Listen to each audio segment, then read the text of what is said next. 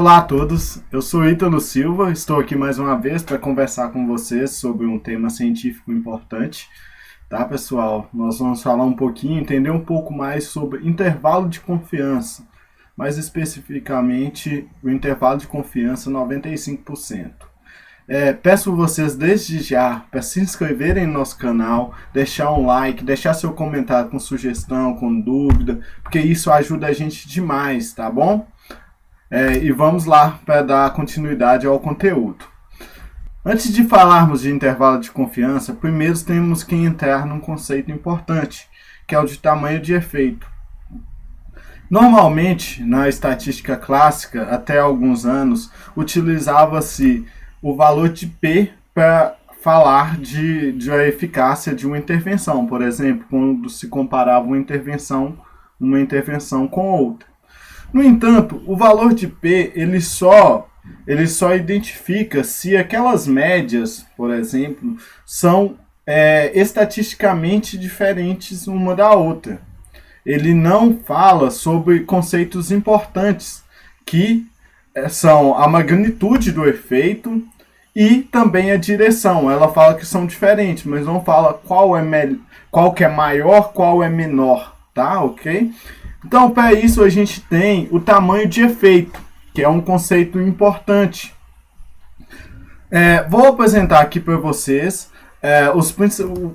o que a gente tem de mais básico de tamanho de efeito, para aí, então, a gente ir entender um pouco mais sobre o intervalo de confiança. Fala sobre conceitos importantes, que são a magnitude do efeito e também a direção. Ela fala que são diferentes, mas não fala qual que é maior, qual é menor, tá? Ok?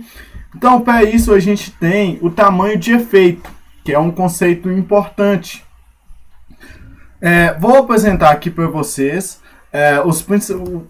o que a gente tem de mais básico de tamanho de efeito, para aí, então, a gente ir entender um pouco mais sobre o intervalo de confiança.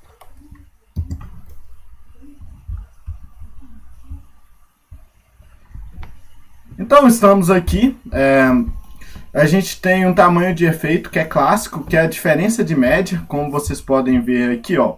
Diferença de média é igual a média 1 menos média 2. Vamos supor que eu tenho duas intervenções. Eu testei uma intervenção A e uma intervenção B, tá? A intervenção A obteve média 3. Por exemplo, pode ser numa escala numérica de dor que ela vai de 0 a 10, onde 0 seria nenhuma dor e 10 a maior dor possível, tá? Então, se eu tenho aqui que uma foi 3, o grupo que fez a intervenção A teve a média 3 e o grupo que fez a intervenção B teve a média 6, eu posso concluir então que a diferença entre médias foi de 3 pontos na escala numérica de dor. Essa diferença de média é um tamanho de efeito muito bacana, porque ele traz o efeito na escala que a gente está utilizando. No caso, a escala numérica de 0 a 10. Então, eu tenho noção de quantos pontos mudaram, tá? Aqui eu coloquei um exemplozinho de intervalo de confiança, que a gente vai entender melhor daqui a pouco, tá? Vamos agora falar de um outro tamanho de efeito. Lembrando que a gente está falando aqui para dados contínuos, tá, pessoal? Um outro tamanho de efeito que é bem comum, que é o tamanho de efeito padronizado, onde eu vou pegar a média do grupo 1 com a média, subtrair pela média do grupo 2 e vou dividir pelo desvio padrão agrupado dos grupos, tá?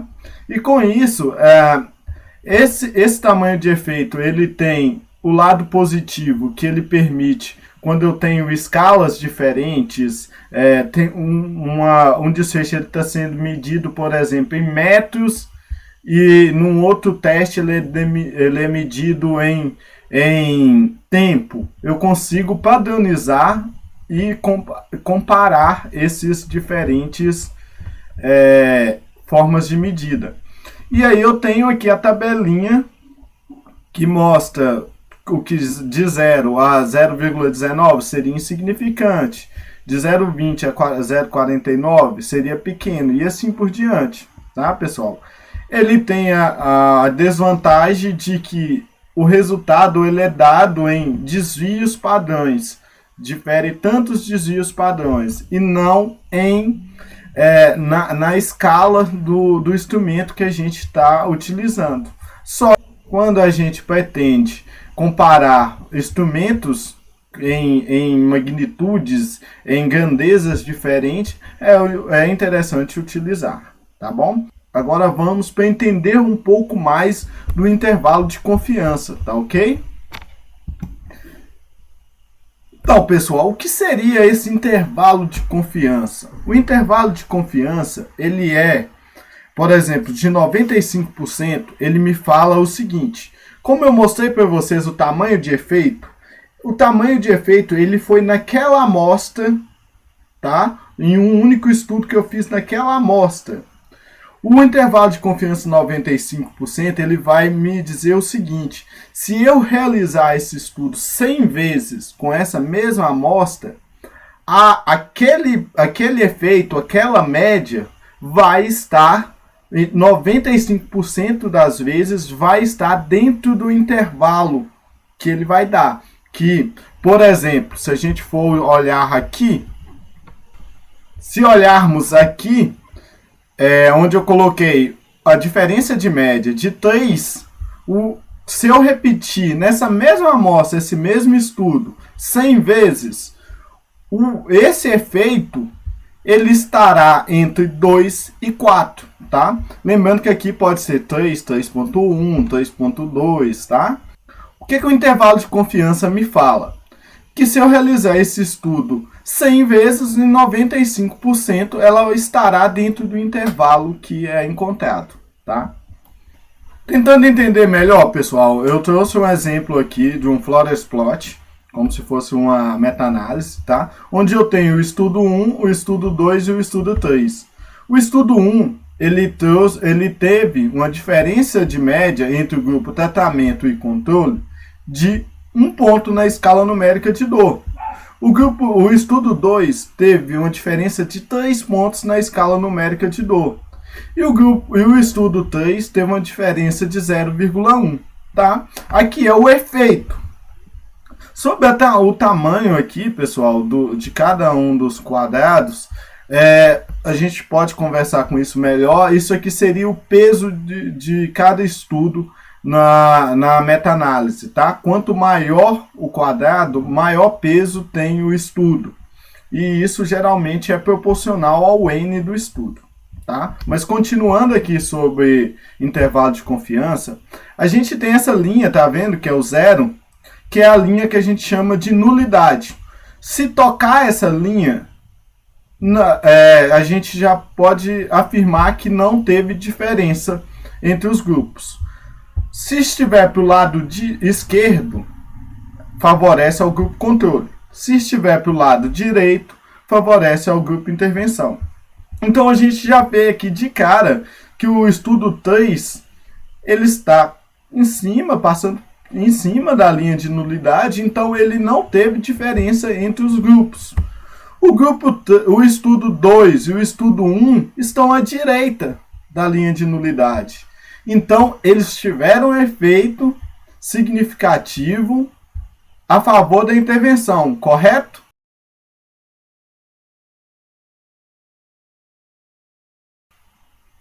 Nem sempre, tá? Porque aí, agora nós vamos inserir o conceito de intervalo de confiança. Se nós pegarmos aqui o estudo 1, ele teve o tamanho de efeito, a diferença de média de 1 e variou o seu intervalo de confiança de 0,5 a 2, positivo. Ele não tocou a linha da nulidade. Esse estudo eu posso afirmar que sim, afirmar com toda certeza, tá, pessoal? Houve uma diferença estatisticamente significativa. Só que prestem atenção no estudo 2.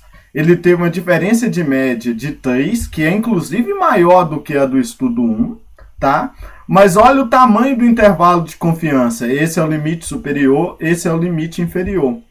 Ele vai de -2 a 6 positivo. Ou seja, ele sobrepassa a linha de nulidade. O zero está contido dentro do intervalo de confiança. Esse estudo, por mais que ele esteja aqui à direita, ele não é estatisticamente significativo, tá? Ele foi um estudo que não deu diferença estatisticamente significativa. O estudo 3, a mesma coisa. Ele vai de -3 a 2 positivo, então não teve diferença estatisticamente significativa. Tá, pessoal? Então, toda vez que o zero estiver contido dentro do intervalo de confiança de um estudo de dados contínuos, né, como é o caso aqui, não houve diferença estatisticamente significativa, tá?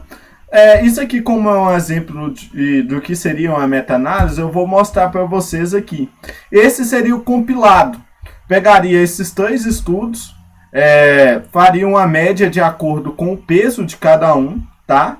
E esse seria o compilado. Juntando os 3, essa ponta do prisma seria o limite inferior do intervalo de confiança e aqui o superior. Ele está passando sobre a linha de nulidade. Então, o compilado aqui, a meta-análise, não seria estatisticamente significativo, tá?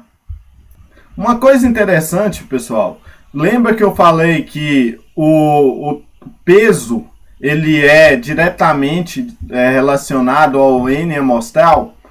Quando tem-se um N amostral menor, a gente tende a ter um peso menor, tá vendo? Olha a diferença, o 3 aqui provavelmente é um estudo que tem um N menor. E quando se tem um N menor, provavelmente o intervalo de confiança vai ser maior também. Então, menos preciso é a minha estimativa. Se eu pegar aqui o estudo 1, é uma estimativa bem mais precisa. Ela vai de 0,5 a 2 positivo. É um intervalo pequeno. Se eu pegar aqui, vai de -2 a +6. Se eu repetir